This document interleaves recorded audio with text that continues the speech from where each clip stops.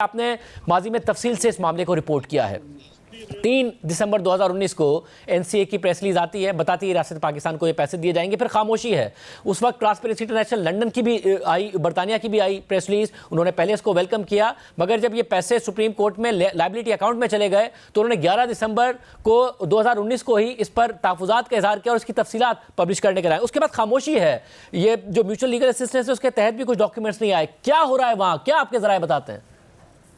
काज़िब, जो national crime agency है उनके लिए ये बहुत ही एम्बैरेसिंग सिचुएशन है। और जो एम्बैरेसिंग इसलिए है कि नेशनल क्राइम एजेंसी ने एक्चुअली 2 कॉन्फिडेंशियलिटी डीड साइन की। एक वो थी जो एनसीए ने पाकिस्तान के साथ साइन की, और दूसरी वो की जो उन्होंने जो पार्टीज के साथ साइन की, यानी जो एनसीए और जो प्रॉपर्टी टाइकून है उनके साथ। वो बरतानिया में मौजूद है और वो अभी तक पाकिस्तान नहीं गए। लेकिन जो पाकिस्तान जो कॉन्फिडेंशियलिटी डीड गई वो बहुत इंपॉर्टेंट है। और पाकिस्तान में जो इवेंट्स हुए उसकी वजह से जो नेशनल क्राइम एजेंसी का जो पाकिस्तान के साथ ओवरऑल जो रिलेशंस है वो बुरी तरह से मुतासर हुए थे और अभी तक जारी है। और मैं आपको ये बात बता रहा हूँ जो मेरी डायरेक्टली नेशनल क्राइम एजेंसी के जहाँ पर जो कॉन्फिडेंशियल सोर्सेज है उनके साथ जो सीनियर लेवल पर उनसे बातचीत। नंबर 1, जो नेशनल क्राइम एजेंसी का सबसे बड़ा पाकिस्तान से गिला ये है, जो उस वक्त जब ये सेटलमेंट जो डील हुई उस वक्त नेशनल क्राइम एजेंसी को ये पता ही नहीं था कि ये पैसे नेशनल क्राइम एजेंसी, शायद मैं आपको थोड़ा सा समझा दूं कि प्रोसीड्स ऑफ क्राइम एक्ट के तहत उन्होंने कार्रवाई की। नेशनल क्राइम एजेंसी को शुबा था कि कोई क्राइम हुआ है, कोई इलीगैलिटी हुई है, और उसकी बुनियाद पर उन्होंने तकरीबन 190 मिलियन पकड़े। और उन्होंने उस वक्त की हुकूमत से 2018-19 में राब्ता किया कि ये आपकी रियासत के पैसे। सो पाकिस्तानी रियासत को उन्होंने पैसे वापस दिए थे।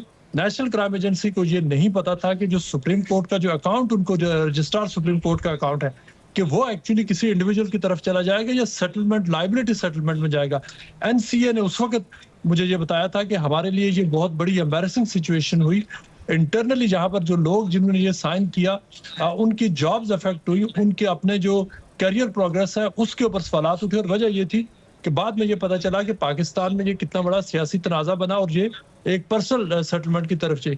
दूसरी तरफ जब ये सारा मामला हो गया, पीडीएम की हुकूमत आई, तो उन्होंने आती जो एनसीए के लिए दूसरी एम्बैरेसमेंट ये है कि यहाँ पर जो एक सील्ड डॉक्यूमेंट था जो 2 रियासतों के दरमियान था, इंडिविजुअल नहीं थे, बरतानिया और पाकिस्तान के दरमियान जो एक कॉन्फिडेंशियल डीड थी उसको लीक कर दिया गया। उसके बाद से मैं आपको जो फुल ट्रस्टेड सोर्सेज के लिए शाज़े बता सकता हूँ कि एनसीए और पाकिस्तान के दरमियान जो मुख्तलिफ हवाले से जो कोऑपरेशन था और जिस लेवल पर इससे पहले डील हो रही थी वो बुरी तरह से मुतासर हुआ है।